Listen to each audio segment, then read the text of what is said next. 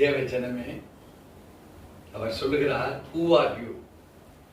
எருசலேமே கர்த்தரை ஸ்தோத்திரி, சியோனே உன் தேவனை துதி. இப்போ ஒரு ஸ்பெஷல் கிஃப்ட் நமக்கு சொல்றாரு. என்ன பாருங்க, அவர் உன் வாசல்களின் தாழ்பாள்களை பலப்படுத்தி. இந்த சமாதானம் எப்போ வருதான்?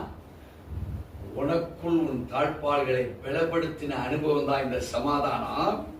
உன்னிடத்தில் உள்ள உன் பிள்ளைகளை ஆசீர்வதிக்கிறார். அது என்னன்னு கேட்டா, உசிதனமான கோதுமை மணியினால் உன்னை திருப்தி ஆக்குகிறார்.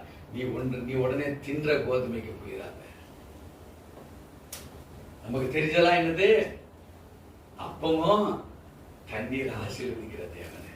அது இல்ல, உன் தாழ்பாள்கள் என்னன்னு கேட்டேன்னா, உன்னுடைய குடும்ப வாழ்வு. உனக்கு விரோதமாய் எந்த ஆயுதமும் வராது. உன் குடும்ப வாழ்வை பாதுகாப்பதற்கு ஒரு தாழ்பாள்களை போடுகிறார். உன் பிள்ளைகள் யார் என்று பார்த்தீங்கன்னா, உசிதமான கோதுமை மணி. எடுத்து பார்த்துட்டு இருக்கலாம். அந்த கோதுமை மணி நம்ம வீட்டுல அப்படி இருந்தா அது ஒரு வாசனை, தனி வாசனை, கிராப் வாசனை அடிக்காது. அதை போகும்போதெல்லாம் என்ன அழகா இந்த கோதுமை விளைஞ்சிருக்கு பாருங்க, எவ்வளவு பெருசா விளைஞ்சிருக்கு பாருங்க. கையில் எடுத்து அதை அப்படி போட்டீங்கன்னா அதுல ஒரு சின்ன குப்பை கூளம் ஒண்ணும் கிடையாது. தேவச்சனமே, அவருடைய மகிமையின் மேல் மகிமை உன் எல்லைகளை சமாதானமாக்கும்.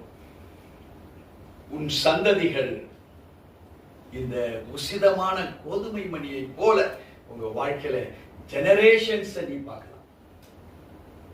பிள்ளைகளுடைய பிள்ளைகளை பார்க்கலாம். உன் பிள்ளைகளுடைய பிள்ளைகளுடைய பிள்ளைகளை நீ பார்க்கலாம். உன் பிள்ளைகளுடைய பிள்ளைகளுடைய பிள்ளைகளுடைய பிள்ளைகளுடைய பிள்ளைகளையும் நீ பார்க்க முடியும். அல்லேலூயா. When you wait for the grace, அவருடைய கிருபைக்காக நீ காத்திருக்கிற போது, அவருடைய வார்த்தையின்படி செயல்படுகிற ஒரு மகிமை தங்கிய தேவனுடைய பிரசன்னத்தை உணர்ந்திருக்கிற மனுஷனா இருப்பாயானால், the gift of everything, எல்லாத்துடைய ஆசீர்வாதமும் அவர் உனக்கு என்னவா கொடுக்கிறாரு?